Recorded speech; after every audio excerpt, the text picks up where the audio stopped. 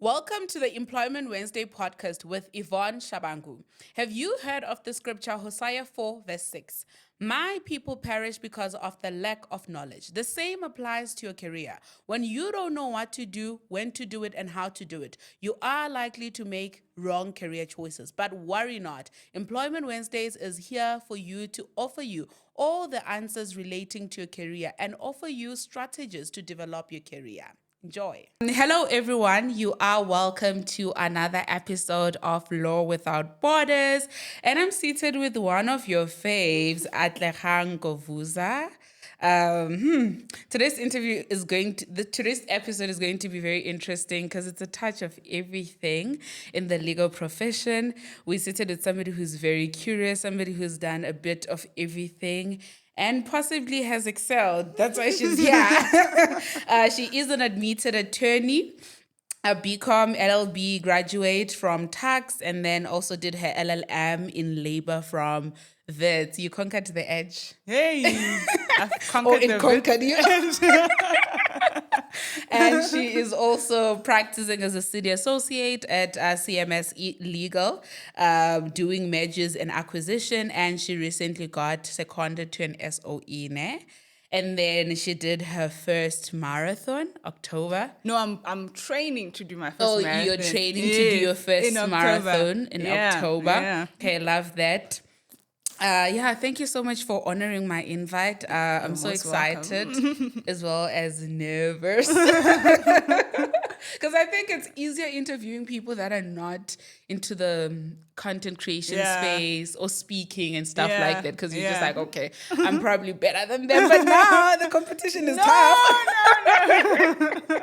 No. So before we go into the conversation, firstly, I want to do shout out, guys. Shout outs. So make sure that you're commenting, make sure that you're sharing, make sure that actually, you guys, why are you not using super thanks? I've never even gotten R2 from you guys.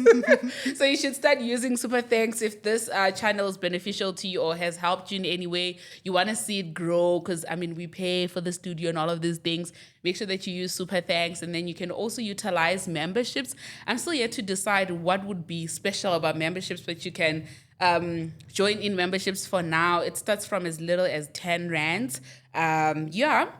So the first shout out goes to Mashapa, and then she says, as a third year student who is planning on doing her pupillage, I love your channel so much, and it's always refreshing to hear from someone who is not bashing advocates because they don't get paid during pupillage. Guys, we all suffer when we start, right? Everybody gets paid like bare minimum. Yeah. And then we also have a shout out from Grease. He says, I'm about to start my data analyst journey. I didn't know that data analyst jobs are in demand in South Africa. I like this content 100%. One of a kind. It's rare to come across in South Africa. To anyone embarking on this journey of being a data analyst, good luck. I hope you will make it. Get that paper. You can teach yourself at home. You don't need a degree. All you need is YouTube and AI. Definitely that, especially if you want to go into tech careers. Now there's an option of watching a lot of videos on YouTube, and then you can be able to learn a couple of things. And then last shout out goes to Zinhle, who says, what an amazing episode. Very inspirational. This was an episode we did with Boy Ketlo. Thank you so much, guys, for commenting. Continue to share the channel. Super thanks. Join memberships so that we can grow if it's beneficial to you. Then we're going to start with the icebreaker questions, right? Are you ready? One must go. Traveling the world or experiencing South Africa? Oh, that's so unfair. I knew it. I did it on purpose. That's so unfair. I would say experiencing South Africa. And only because I've done my fair share of traveling in South Africa with my parents. Like ever since we were kids, my parents always took us province to province. I think I've seen a lot of South Africa. Okay. I would miss the music though. Okay. And then one must go, your sneakers or your heels? The heels can go. Really? 100%. Okay. 100%. What is that one movie you watched that changed your life? Passion of the Christ. Okay. Oh yes. Is it the Easter movie? Or The is Jesus movie, where the crucifixion of Oh, Jesus. yes, it's the one we Yeah, watched during shame, like, Easter. yeah, Love no, it so yeah. much as well. And then pick one. And I know this is unfair, but it is what it is.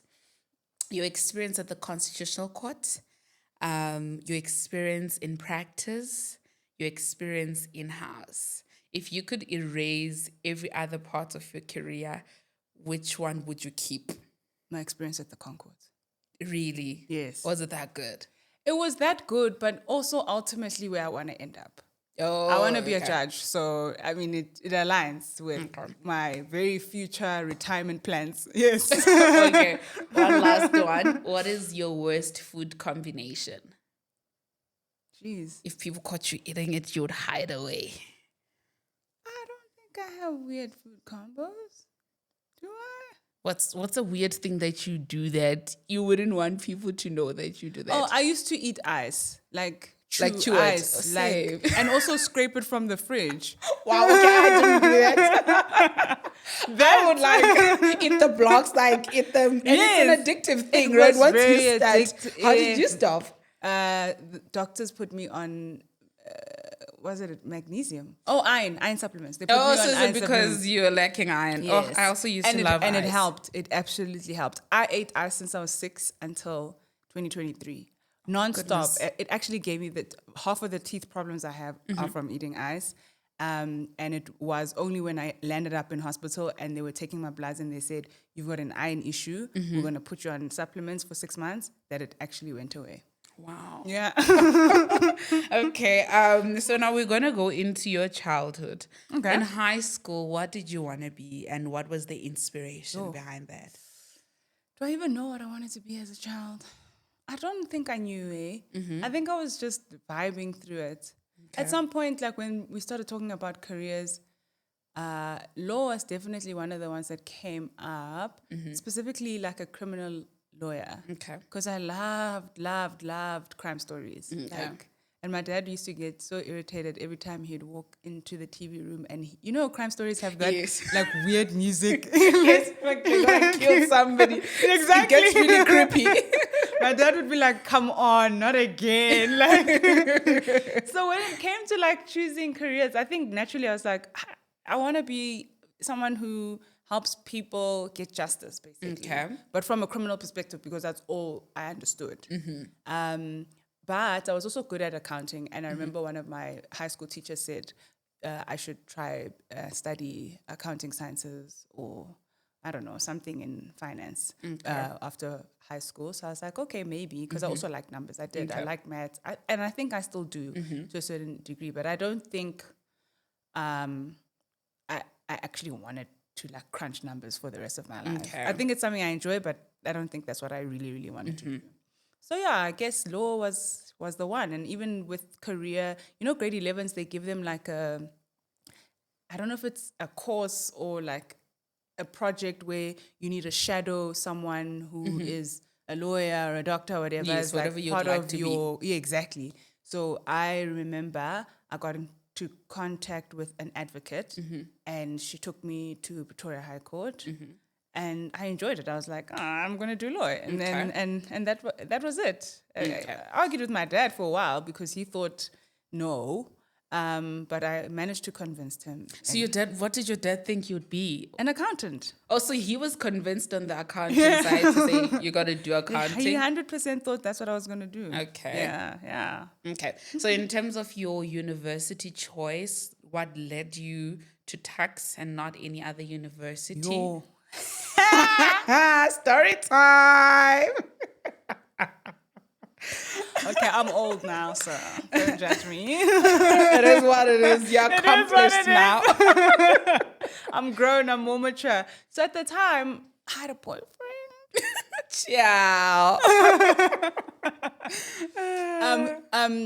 And he was also from Pretoria. Okay. And I remember just being like, no, but if I go to UCT, then I'm not going to see him. Or if I go to Free State or, even Joburg, Wits, UJ, they seemed far. So I was just like, no, but I want to be close. And so then I only applied at Tux. I didn't apply at any other university. But I was literally like so naive. Like I didn't know. I actually thought tax was, let me not lie, I didn't think tax was the only university, but I thought it was the only one that was like a viable option. Okay. And that's why I applied to it. I didn't have a desire to move away from home, but it really was majority motivated because I was in a relationship. Okay. But that was dumb. Yeah, and right, guys, don't do it. Don't do it.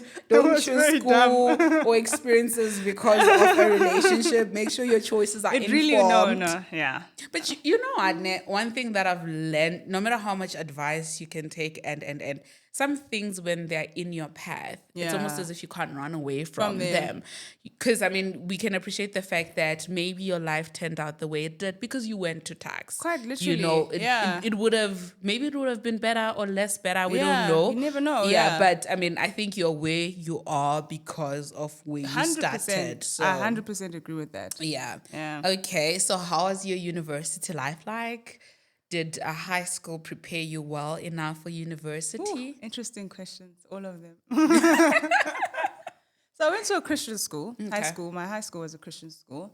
And to this day, I appreciate that school. I love it because it really did shelter us like from the outside world. So I feel like for the most part, because it was like a church. It really was because even the school has a church. Okay.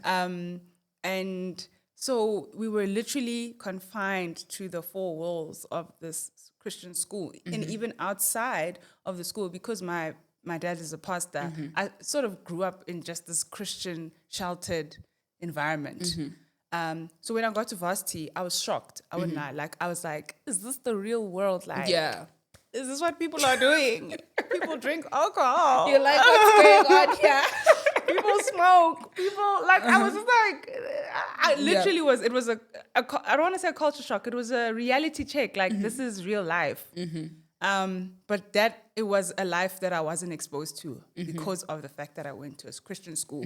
And even in the Christian school, yes, there were like bad apples, kids who misbehaved, but it wasn't like that much in your face. Yeah. So it wasn't like a thing where you thought to yourself, but this is the real world. Like reality is this is how majority of people live, or you know, people are free, people can choose whatever they want to do. No one's monitoring them and all of that stuff. So from a social perspective, I think I was unprepared, but that was fine. I don't think it meant anything. It didn't take away from my experience in varsity. Everything I did, I think I chose to do. Okay. I didn't go to parties, didn't drink alcohol. There was like a whole lot of things I didn't do. Like, That is awesome. So just to also dwell on that a bit, were there any destructive moments that you think you acted in because of the shock, because of like the transition, the fact that you're from this Christian school and you're shielded away from all of these things that would find destructive or behavior that's a bit abnormal? Are there any temptations that you find yourself in, or things that shocked you, that made you curious, that you wanted to try participate? out? Yeah. No, actually no.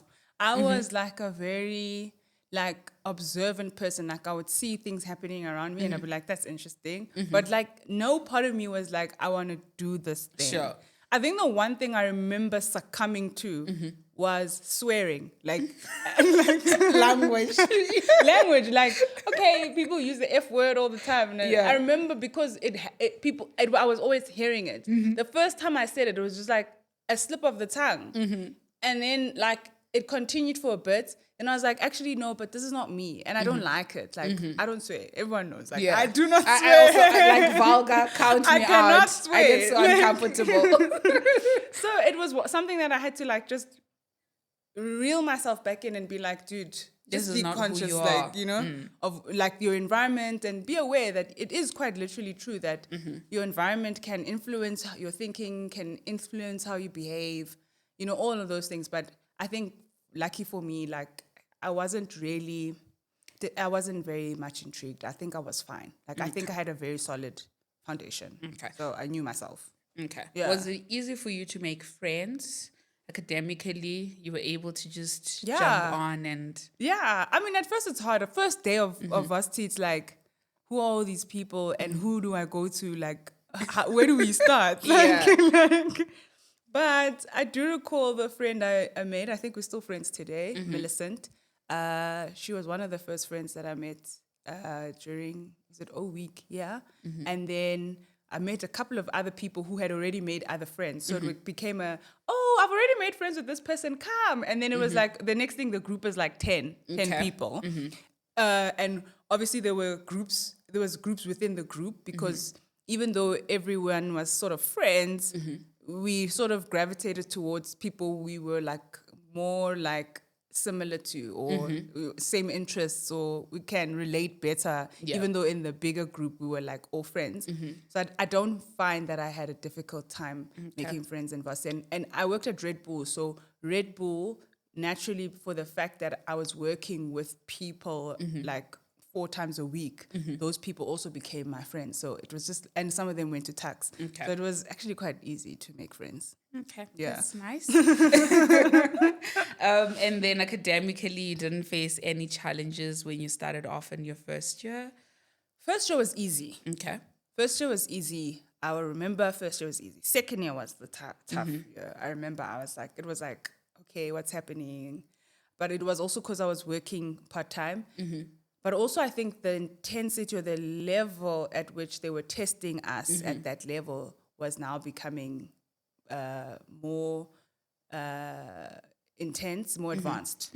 So if you didn't concentrate, like if you just went off of, but first year it was just academic literacy. And I mean, it was like I don't want to say dumb, but like computer literacy. The simple The things. simple things. Even like, because I did a BCom, the first year modules were like introduction to accounting or something like that. Like that was easy stuff. Like all of that stuff was stuff we did in high school. Yeah. Second year, it's like completely new principles. And that's why I found that it was tough. Even where I thought something was easy, like I ended up failing, like constitutional law. I thought it was very easy, but maybe in the way we were tested or examined in the exam, you know, I missed something and I failed. But second year was definitely my toughest year. Okay. How did you come back from it? What were some of the things you implemented? Try again. Try again. Try again. Okay. I mean, did I cry? I think I was shocked. I was more shocked than anything. So I was hurt, but it was like, it's fine. Because it was my second year. I knew I had 5 years in varsity, and it didn't affect whether or not I go to third year. Okay. So I was like, okay, let's do it again. And I did get a distinction in my third year of doing constitutional law. But it's just a thing of, look, you're not the first person to fail. Because I had seen, like, even amongst my friends, some of them were failing modules. And I was like, I guess it's my turn now to fail. Yeah. Just get it over and done with, you know. You just try again until you get it right. Okay. And to be fair, that particular exam in my cohort, like 70 or so % people failed. Okay. They had to actually give us extra marks to try push people to a supplementary or push them to have just a pass. But had they not given us those extra marks, most people would have failed. It's just unfortunate that I failed so much. That you couldn't be pushed anywhere. It is what it is. So I think I was shocked, but because everyone was going through it, it was just like, okay, we failed. If you failed and you got a boost, good for you. Yeah. The rest of us are going to try again. I love your light spirit so much that you're like, you know what? It hurts and all, but I'm going to try again. It is what it is. It is what it is, yeah. Okay, so now we're going to go into your transition from university into the workplace. But before that, right, there's something that you allude to the fact, like, I saw in a lot of your videos because I had to binge to see what you haven't addressed or what you keep addressing. There's something that you say that, yes, it is important to get your distinctions in matric, but you do believe that it's not a flex when you get into university because it's a different type of environment. The playing field becomes even, I believe. Yeah, so I think to a person that's coming from high school into university, what advice would you give them, like, especially if they have that mindset to say, I got distinctions, so, you know, I'm the star. Like, what advice would you give them to carry them throughout university? Yeah, No, so I'm specifically advising people who got distinctions. No, Or generally. In generally, if like that whole thing, so distinctions and passing. So basically, that mindset of saying I've done well in my matric, now I'm in uni. You know, obviously there is a difference. You passing Yes. from matric into uni. So what University, yeah. advice would you give to them? I guess if you're a high performing individual, continue. Don't let things distract you, because I think a lot of the people who don't do well in varsity, it might be because I'm smart anyway. Maybe I don't need to put as much work. Or they just simply get distracted because in high school, everything was just academics. And now you get into varsity and now, they're inviting you to rag and there's a party at the square. And, it does happen that you just get distracted and you don't put as much effort as you were. So I would say if you're high performing, got distinctions, continue. Don't lose focus when you get to varsity. If you're a person who just made it, like you got a bachelor's degree entrance or whatever, that's a good pass because you are studying in a university. I don't necessarily think you need to work extra hard. I would give you the same advice. Don't lose focus. Don't get distracted. Put your head down. You can do it. Like literally, everyone is learning completely new principles, completely new modules, things that they didn't do in high school. High school only offers you a certain number of modules that you will have sort of a foundation on when you get a varsity. But for the most part, I mean, my degree was like 48 modules. Yeah. Like there was like 3 from high school if I'm pushing it. You know what I mean? Or like one. Or Sometimes even one. It's like completely different. Exactly. You're learning from scratch. So I think the mind becomes mature over time, right? I always say if I had to go back to varsity today, I'll probably get distinctions because the mind has become You've mature. exercised it. You've exercised it. So even between high school and university, yes, you're still in the early stages of your career or working towards it, but as you learn, like your mind becomes more mature, you become more sharp. So it's literally just a thing of being consistent and you'll be fine. Okay. I'm not going to say people must be humble. Don't brag about your... Yeah, if you want to brag about your A's, go ahead. But it's the playing field is even when you get to varsity. Okay, so we're all starting from scratch.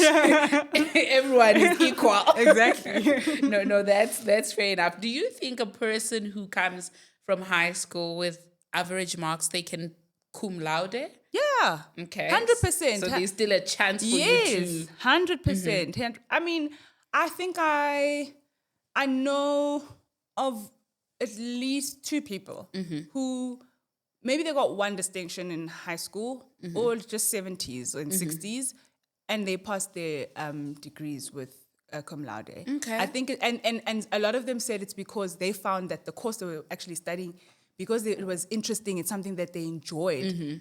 It was easy to study for it, so they felt like they wanted to excel, and they put in the work, and they achieved it. Because sometimes you do well because you're just naturally smart, but sometimes you do well because you work hard. Okay. And I think you need a little bit of both, so it's 100% possible.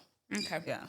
All right. So now we're done with your BCom and LLB. Are there any extramural activities you did in uni that you think made you transitioning into the workplace easier? Yes, SRC and Red Bull. I mean, Red Bull on the basis that you work with people, so all the time you were interacting with strangers. Okay. And sometimes strangers aren't nice. People see you, you're like, do you want a Red Bull? And they're like, why are you talking to me?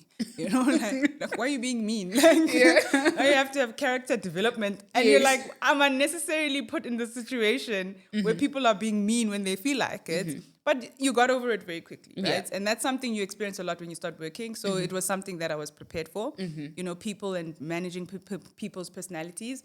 SRC was interesting. For the most part, it was a blur. But SRC was very important in understanding people's needs and having sort of an empathetic mindset, empathetic heart, being able to probe as to actually what is the real circumstance behind, what is going on with a specific individual. Sometimes you just judge people without knowing what the real story is. Oh, they failed, but why did they fail? They've got issues at home. Actually, they don't even have a place to stay. Yeah. They're staying on campus. You know, like that.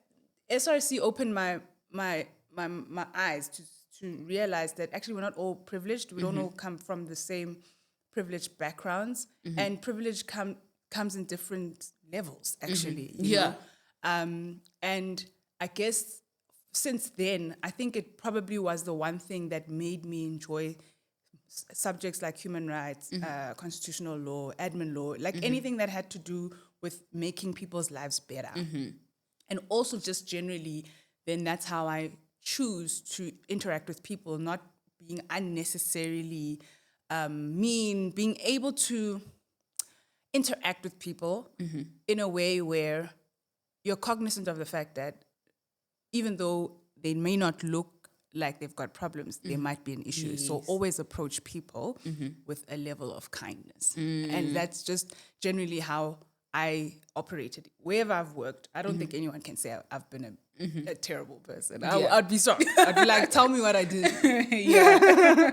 No, I can completely understand that. So I guess also from what you're saying, I think it may have also changed how you serve people, because now you have an understanding that sometimes when a person has a complaint or when they feel like their right is violated, they're not just trying to be funny or they're not seeking for attention, but they actually have a need that needs to be made. No, 100%.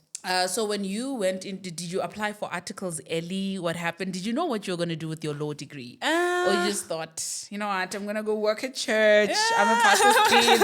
I'm going to be a legal advisor there. You know, interestingly enough, during O week, it wasn't O week, sorry. During our lectures for constitutional law, the lecturer said, you guys can use your degree to do the law clerkship program at the ConCourt. Didn't know what it was about, but then a year later, two people that I knew who like were ahead of me in terms of studying law, I think they were like 4 or 5 years ahead of me, they actually started their clerkship at the ConCourt. So being in second year and watching them post like their stuff on Instagram. I know there was no Instagram at the time, it was Facebook. Just seeing them. Mix it. BBM, exactly. Seeing them and I was like, this is interesting. Like, this looks like a very nice thing to do. So then I did my research and I was like, actually, I want to go to the ConCourt. I think it would be interesting. But one of my lecturers once said, you don't study law to be a judge. And I was confused. Hey, I was like, then what's the point? How do you make a judge? Like, what does a judge study to become a judge? I was literally so confused. But she didn't go into detail because I think she was just trying to like erase this thing that if you want to be a judge, you're not here for that. I think she wanted to say more than what she said. Okay. But I took it literally. Okay. But by the end of my law degree, I understood that it is possible to be a judge with your law degree. In fact, you need a law degree. Yes, you can't judge with an MBA. How you get there, though, is a different story. Yeah. And that's the thing that I was like, I'll explore. I don't know how, but I'll explore. But ConCourt was one of the ways in which I felt that I'll be able to explore this thing of being a judge because it'll give me insights, but particularly into what it is that they do. Okay. What is their role? Like what is their day-to-day? And what does that involve? So I always knew, I think almost like instantly when I got to varsity that I want to be a judge. Okay. How I would get there, I don't know. But obviously, as you're studying different modules, you're realizing that actually there's so much more to do. Yeah. You can be an attorney, and there's a difference between being an attorney and an advocate, you know. So I remember there was a career day, and me and my friends went to the career fair, and we just like interacted with people from different law firms, and I saw Adams and Adams there. Okay. And because Adams and Adams was like close to my parents' house, I was like, I'm gonna apply to that firm. Okay, it's close to home. Close to home. Yeah, that's it. And lo and behold, it was actually one of the only law firms that I applied to. Again, having this very narrow mindset. I applied there, but when I didn't hear from them for a while, I started panicking. And this was in my third year LLB. Okay, yeah, third year LLB. So 4th year of my studies. Okay. Started panicking. I applied there and two of the other big 5 firms. One I never heard back from. Okay. The other one said no. Okay. But luckily, eventually, Adams did come back and say, Okay. yeah, you've got an interview. Still, I didn't know what I was going to be doing there. I just knew that you got to do your articles. Yeah. Do you know what I mean? Like, Yeah, you just I'm just following what they said we must do. So I did it and I got the job. Thank God. Okay. And how was your experience like as a candidate? What do you wish you knew before you went into that? Yeah. Did uni prepare you well enough to transition into that? I think definitely university prepares you from a foundation perspective in terms of legal principles. Okay. Obviously, nothing really prepares you for the workforce until you get there. Okay. I don't think they can do some things, but they can't do everything. Okay. Like, for example, when it comes to financial management, because you're going to be earning your first salary, in university, they could take financial literacy seriously and, advise people from like real life perspective, like, this person did this, or, don't be like this person, like give you practical examples, not to say, save your money. Guys, everyone tells you to save. Doesn't mean you're going to do it. Like, it really doesn't mean you're going to do it. You need, I don't know. I just feel like from that perspective, yes, they could like prepare you. But for work, you got to be in it. Okay. That's how you learn. And I think my experience was great. Okay. I'm one of the few people who can say from my cohort that I didn't have a bad time. Okay. Because I worked with a very nice person for the most part. But what I wish I knew was I wish I took it more seriously to rotate to different departments. Okay. Because I had a choice of whether or not I would stay in one department or do like rotations like all the other CAs. And granted, it was because of a conversation I had with the principal I was having at the time.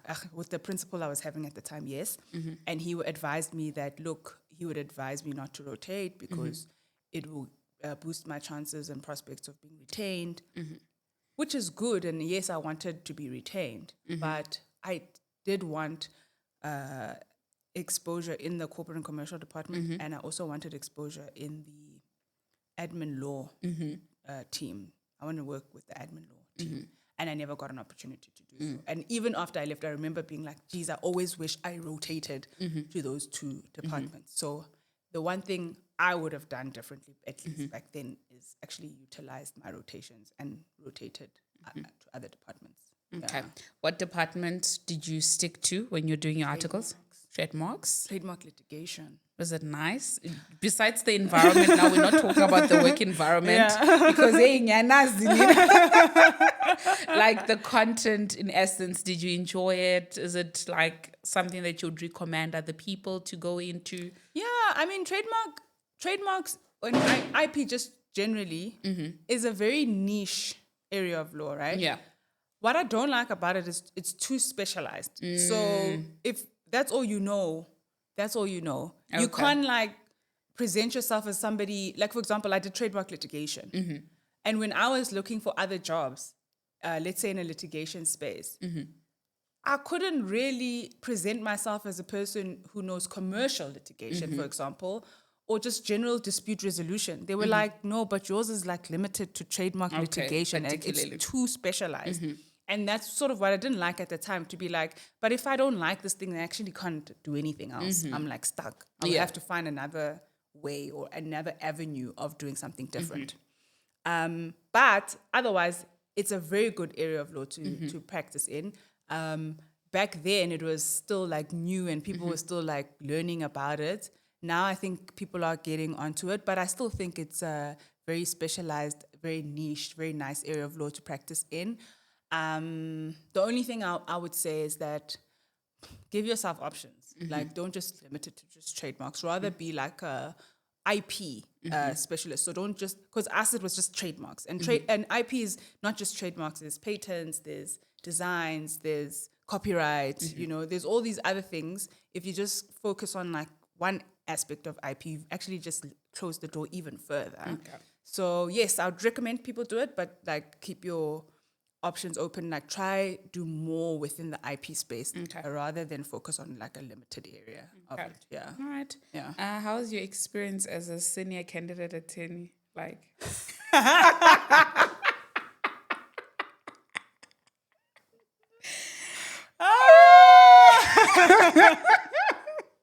Guys, that story is wild. So I was like, at the time, I was, what was I? I was already an admitted attorney. I had already practiced. I had I was in my second year post articles. Now, I was looking for a job at a law firm. And they invited me, and I was very excited because I remember they said we do a little bit of criminal, we do labor. It was all the stuff that I was excited about, during my high school and my varsity. So I was like, oh my God, if I get an opportunity to practice within the space, it's going to be great. Yeah. So I went to this interview, like some law firm in Randburg, and they were like, yo, we love you, come, but we'll hire you as a senior candidate attorney. I was like, what do you mean? What is that, child? What do you mean? I was so confused. I was like, did I miss something? Like, maybe they didn't tell us that you can be a senior candidate attorney. Guys, there's nothing like that. I really, no matter how many years you do your articles, there's no senior candidate. There's no attorney. such thing. No. Seniors start there by associates, junior associates, senior judges, senior advocates. That's it. No, I think they were being abusive, to be honest. True. That was like abuse of power. Also, just to be like, we want to keep you here. Like, we don't want to consider you an associate, but we want to show you that we do recognize that you're not a candidate. Come on, I'm not a candidate attorney. I'm done with my articles. Like, I'm an admitted. Like, how do you... Yeah, actually, that... yeah. So now you get done with your articles. Do you get returned? What do you do after that? How do you decide to leave practice? And also just joining the answer to that, why did you further your studies? Why go for a master's? I mean... Yeah. Again, it was, I was trying to position myself as a person who could do more than trademarks. Okay. Because at the time I was like, I feel like my knowledge of the law just generally is very limited because all I've done for the past 3 years is trademarks, which is good, but not good in the sense that I know I always wanted to do more or experience other areas of law at least before I decide this is what I want to do. Yeah. So it was very easy for me to leave. Not to say leave practice. The intention wasn't per se to leave practice. The intention was to just find another job that gives me an opportunity to learn other areas of law. Okay. Right? So whether it was going to come through in-house or through another law firm, it didn't matter at the time. I just wanted to find myself doing something different. And it just so happened that I got an in-house gig. Well, not really in-house. It is, but it was a graduate legal program. And I was like, great, because I feel like I don't know anything else. So if you're coming in as a graduate legal trainee, they will take you from scratch. A, B, C, you know, D, like they'll build you up from that level. So that was good.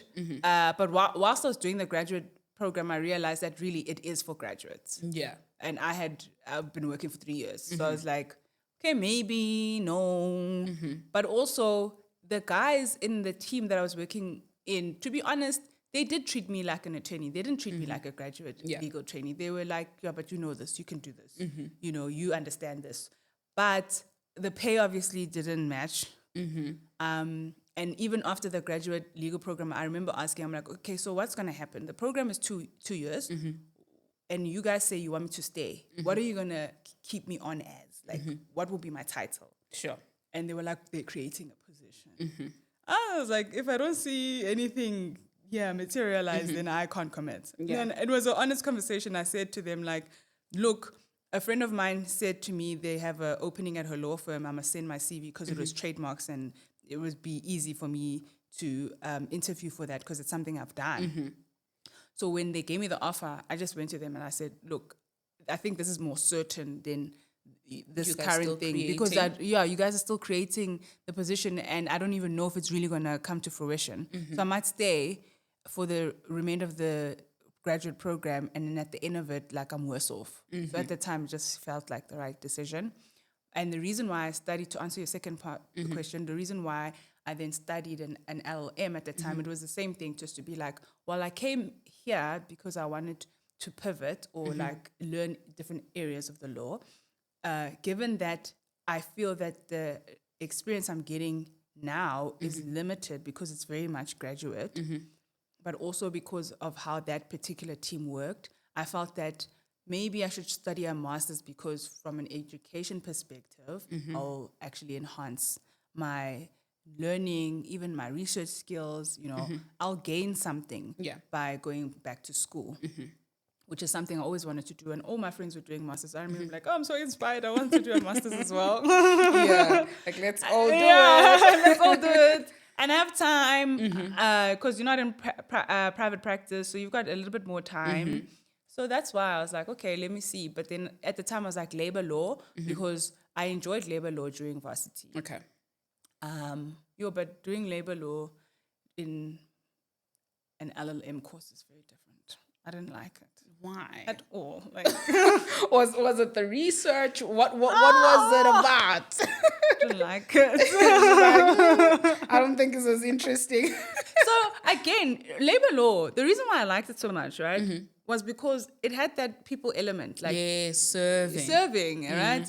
You get to understand basic employment rights. Yeah. And how people should be treated in an employment setup. Yeah. But what I didn't, even though I knew about it, but I didn't pay a lot of attention to was the other side, which is collective labor law, which is like your unions and your bargaining councils and all of that. Yeah. That stuff for me was too technical. I'm like, I don't enjoy this. Like, I don't know. You're the people.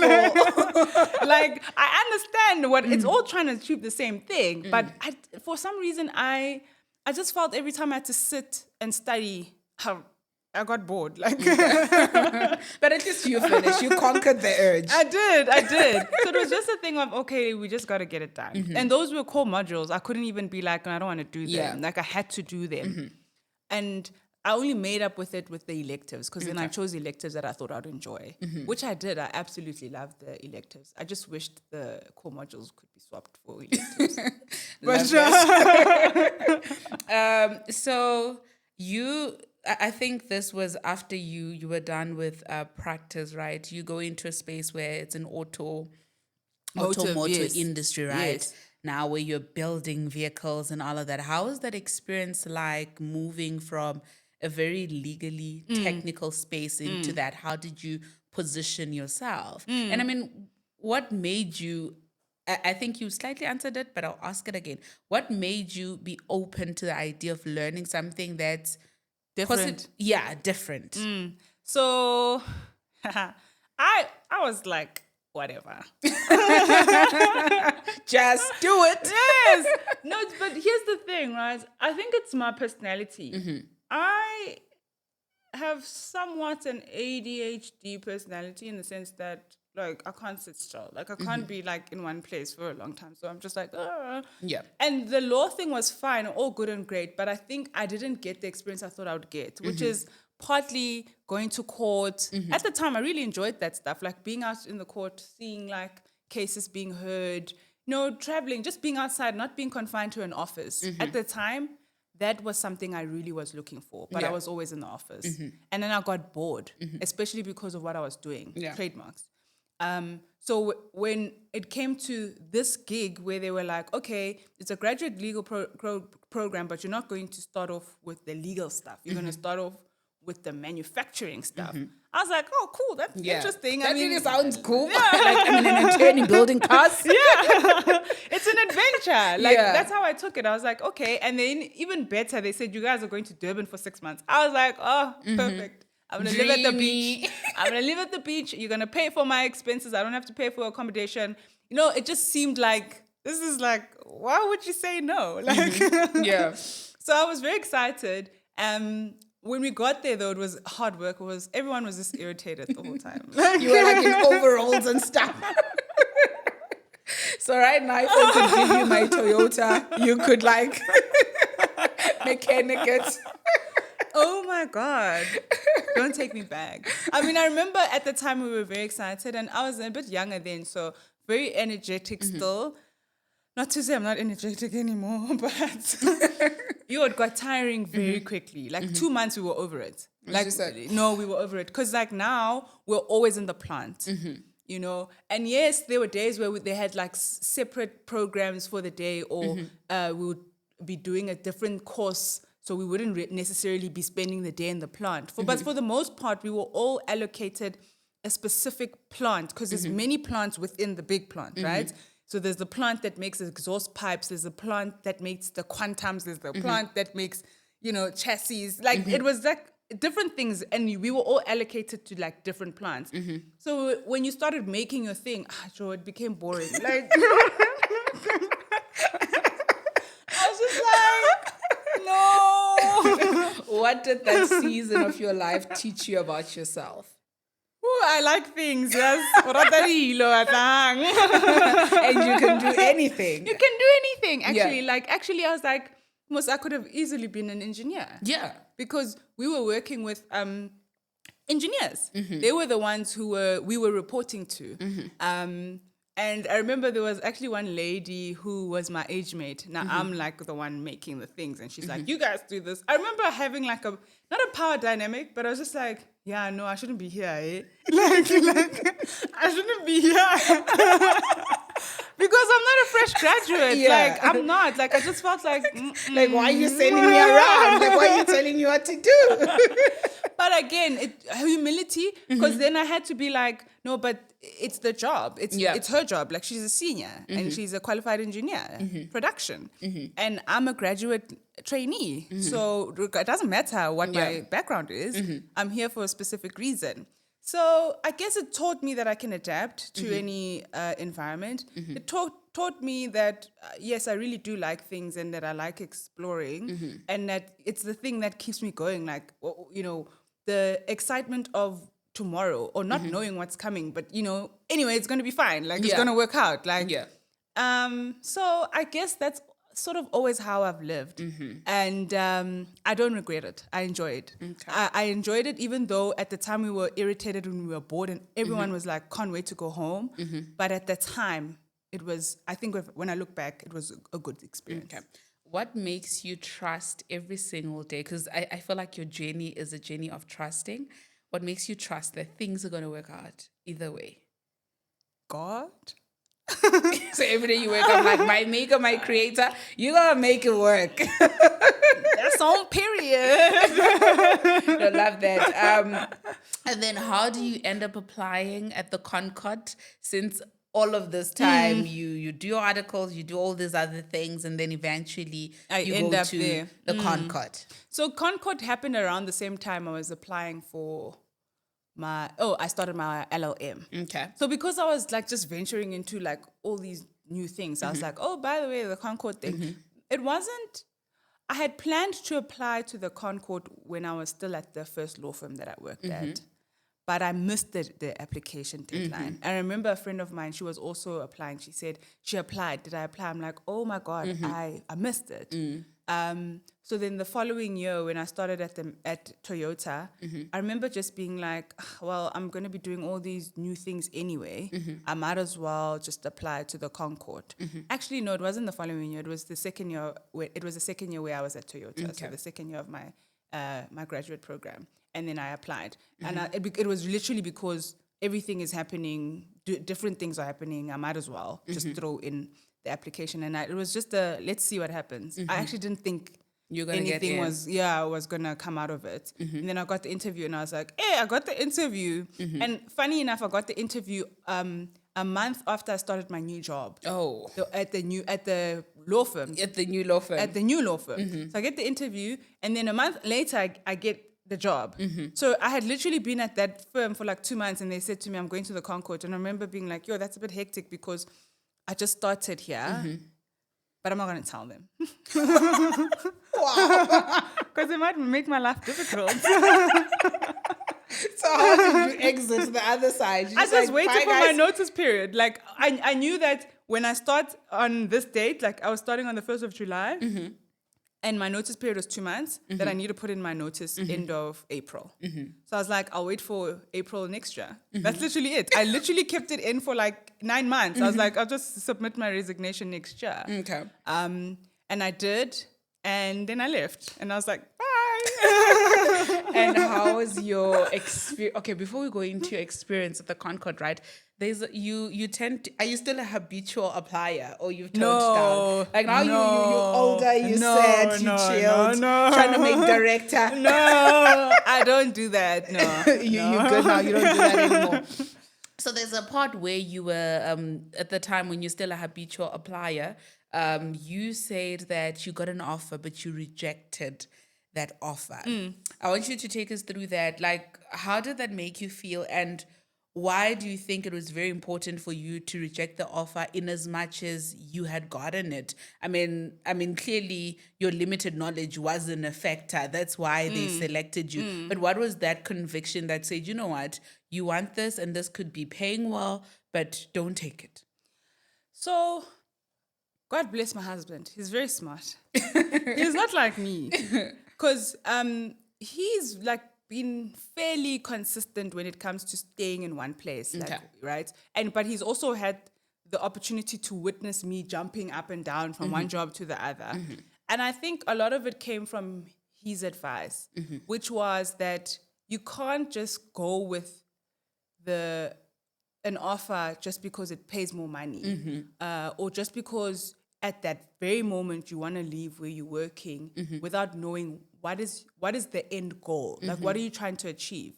Because you're going to eventually find yourself in a corner, right? So you do have to be very intentional about the job opportunities that you take, especially because where I was trying to go. I got a job as a contract analyst, I remember. And I had zero experience on contracts, except the limited contracts I was doing at Toyota. But that was from an in-house perspective. And I can tell you, a person who looks at contracts from an in-house perspective and a person who looks at contracts in a law firm. Different. Very different. Yeah, very different. Very, very different. Now I get this job as a contract analyst. I'm like, I'm sure I can do it. But for some reason, I was like, but I actually don't know if I want to do contracts. It might be pivoting. But do I want to do contracts now? Like at this very moment, and in this environment, because it was still an in-house gig. Yeah. So even though it was more money, senior job, I was like, I don't think it's going to help me get to where I want to go. Okay. It wasn't the right opportunity for me to pivot. Okay. And I must say, it probably would have been difficult for me to go to the ConCourt if I took that job. Okay. It would have been difficult. Okay, cool. Take us through your experience at the ConCourt. What are your top 3 lessons you learned there? How was it? Hey, ConCourt. Oh my God, it's so long ago. It's 5 years in July. Wow. But your top lessons that I learned there, we're all equal.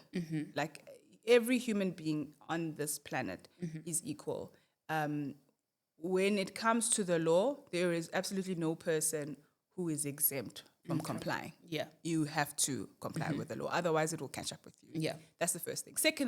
The second thing I learned is to pay attention. Pay attention to the things that you work on. And I say this because we worked on a case that we could have easily missed because we get so many applications and most of them are dismissals. Like, we're not going to set them down. We're not going to hear any of them. It's easy to look at an application on the face of it and say, the ConCourt has no jurisdiction. So therefore, we're dismissing this case. Yeah. But that particular case, I remember being like, there's something wrong. Like, something wrong here. Like, I don't, my instinct were telling me that I need to look at this closely. And I spent days looking at a very short application, but I was just trying to I wanted them to really hear the case. Yeah. And I knew at that time, them hearing the case depended on how I presented. Yeah. So pay attention. Okay. Very important, pay attention to the things that you work on. And then the last thing is have fun. Honestly, there's no reason why you should have a job where you don't have fun.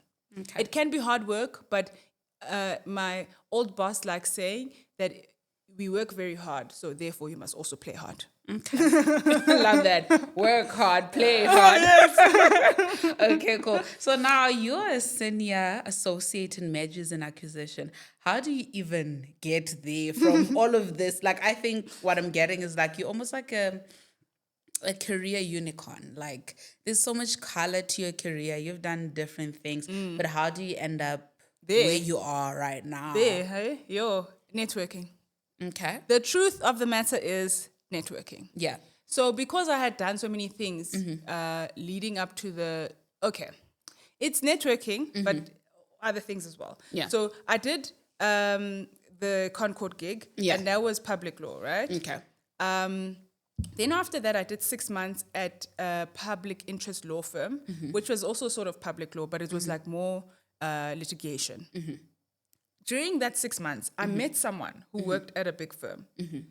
And I had known them, but I didn't know them. Okay. But that particular day, we had a conversation. And then I was saying, oh, yeah, no, I did this, like just painting my very colorful story. Yeah. And they were like, oh, have you ever tried to work at ENS? And I was like, I'm sure I've applied for jobs there, but, it hasn't gone well. Then they were like, no, actually, the problem is you're not going about it the right way. You need to present your skill sets in a certain way. And they told me that the director in the public law team was looking for an associate. And they thought that I was the perfect candidate for it because I got the ConCourt experience and I've got the public interest law experience, but also I've got all these other things that I've done. So like I can easily adapt, right? Yeah. So I was like, okay, cool. I'm already in talks with HR. And I was in talks with HR, but for a litigation position. It was a dispute resolution position. And they were like, look, actually, there are more than one posts available within ENS, but the public law director wants to see you. I was like, oh, great.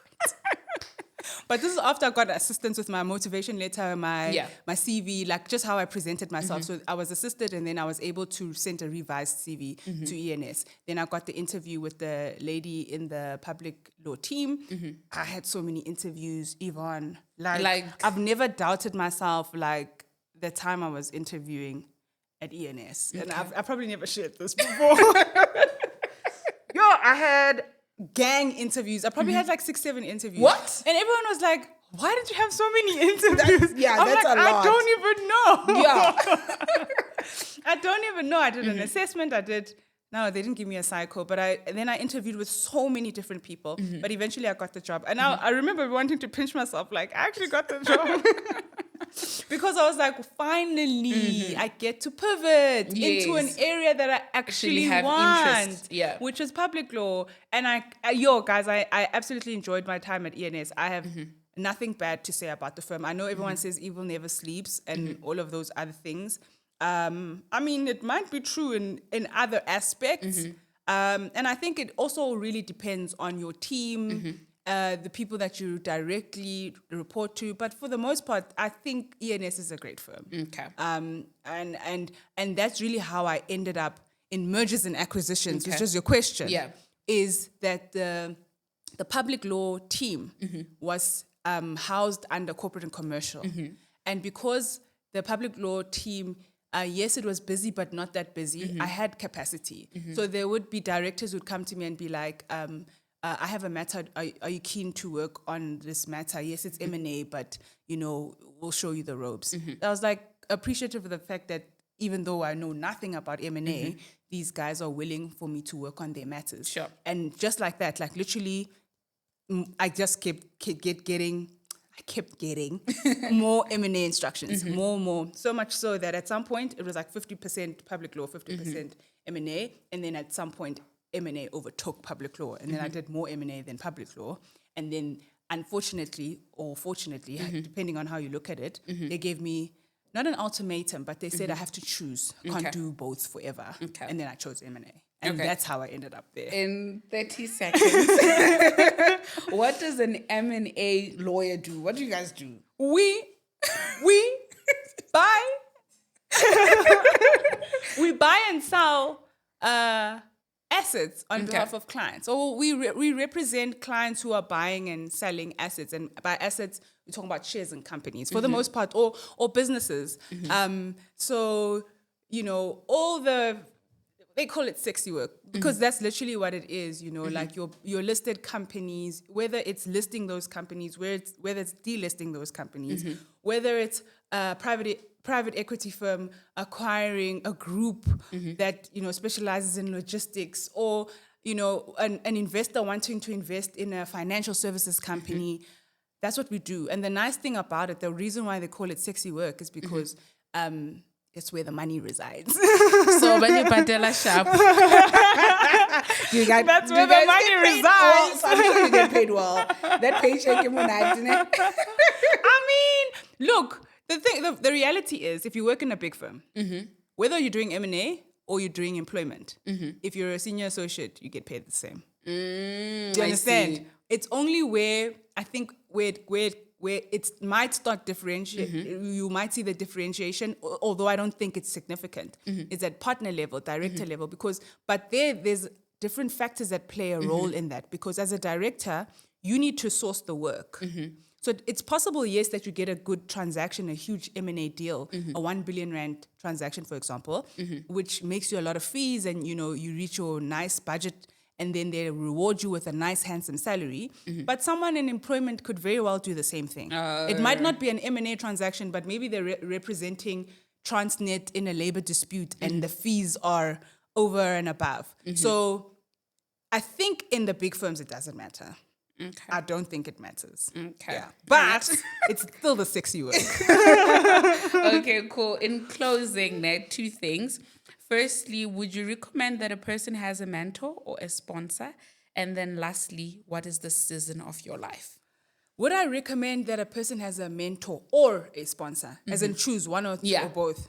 Yeah, mentorship or sponsorship? Both. Both. You can't get sponsorship without mentorship. Okay. Because for someone to sponsor you, they must know you. Okay. And the best way to know them or know you is through mentorship. Okay. So you can't skip to sponsorship, because it's like someone walking in here, a law student coming here and say, I've got an LLB, I need a job, can you help me? And I don't know them from a bar of soap. Okay. You can say, Atlang is a sponsor, ask her, but I don't know this person. Okay. Like, I need to know them. And the only way I can know them is through mentorship. Okay. Know what it is that they're trying to achieve. They can come to me and ask me about my personal experiences so I can guide them as well, right? So in that relationship, it creates a foundation for me to be like, if I am a sponsor, to be like, I want to sponsor this person. But I don't think it's possible. I stand to be corrected to sponsor a person that you don't have a relationship with. Even in law firms, you'll find that, directors who are pushing for their juniors to be promoted, it's because there's a relationship. If they have a tumultuous relationship with the juniors, or they don't work well together, they are not going to be pushing for these people to be promoted. In fact, they'll make it difficult, or they just don't get involved at all. Okay. So even within that in that context, there has to be a relationship for there to be sponsorship. That's what I believe. All right. And then you said, what does the season of your life look like? What is it, if you were to name it a season? What season is it? It's the season of new beginnings. Okay. Okay. Okay, new beginnings. I'll tap into that, because I also need new beginnings. Thank you so much for honoring my invite. I feel like time went by very fast. It did. Don't worry. I'll ask you to come again for part 2 when you make director. Thank you so much for taking time to come here. To everybody at home, thank you so much for watching. And I hope this episode is beneficial to you. But one of the most important lessons I've learned, it is important how you tell your story, because sometimes it's not that you're incapable, but it is the fact that you're not telling your story, or you're not presenting yourself the way you should. And sometimes the route to your ultimate dream is longer, but stay the course, keep showing up, be curious, and trust that things are going to work out. Happy Employment Wednesdays. Love and light. Don't forget to subscribe, like, share, and comment.